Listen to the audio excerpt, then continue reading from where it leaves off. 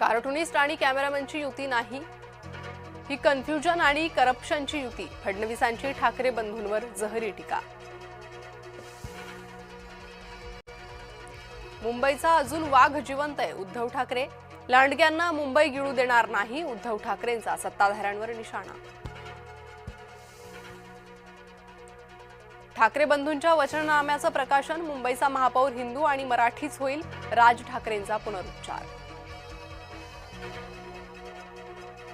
कांदिवलीत ठाकरे गट भाजप कार्यकर्ते आमने सामने. दोन्ही बाजूंच्या कार्यकर्त्यांकडून घोषणाबाजी.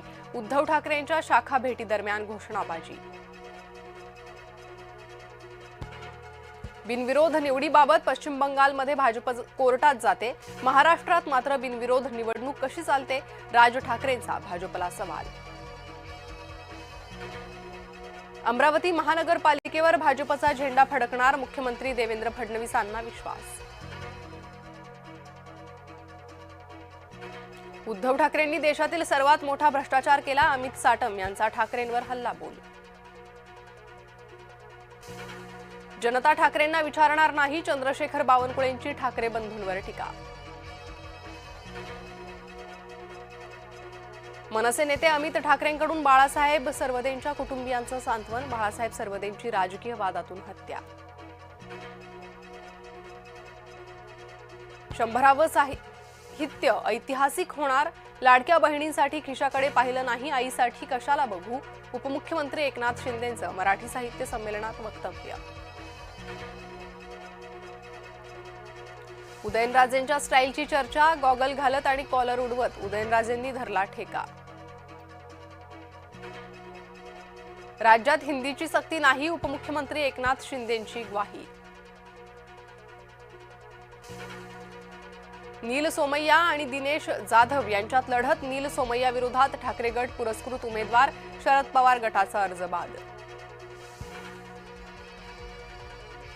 मी सरकारमध्ये असल्यानं मला बोलता येत नाही. सर्वांसोबत आय लव्ह यू करावं लागतं. गुलाबराव पाटलांच्या वक्तव्याची चर्चा.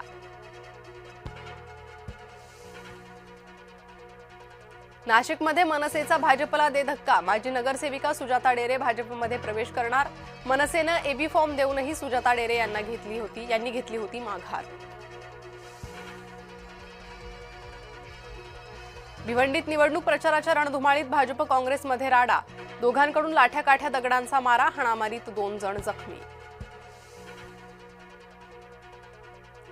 चंद्रपूर किडनी विक्री प्रकरणाची पालकमंत्री अशोक उईकेंकडून दखल. जय महाराष्ट्राच्या बातमीचा दणका.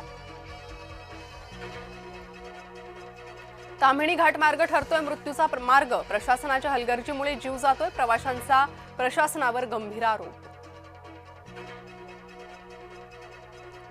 येवल्यात बदलत्या वातावरण आणि थंडीचा द्राक्षाच्या बागांना फटका. द्राक्ष उत्पादक शेतकरी संकटात.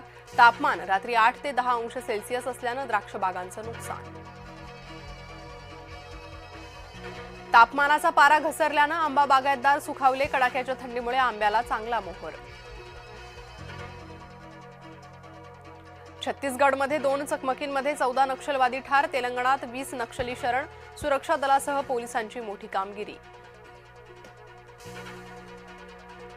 लोणावळ्याच्या लायन्स पॉइंट येथील खोल दरीत आढळला तरुणाचा मृतदेह. ऑफिसला जातो सांगून घराबाहेर पडला होता. मयत परेश हटकर. बिग बॉस मराठी 3 फेम अभिनेता जय दुधाणेला अटक. 5 कोटी रुपयांच्या फसवणूक प्रकरणात कारवाई. ऑलिम्पिक यजमानपद मिळवण्यासाठी भक्कम पावलं. पंतप्रधान नरेंद्र मोदींची ग्वाही.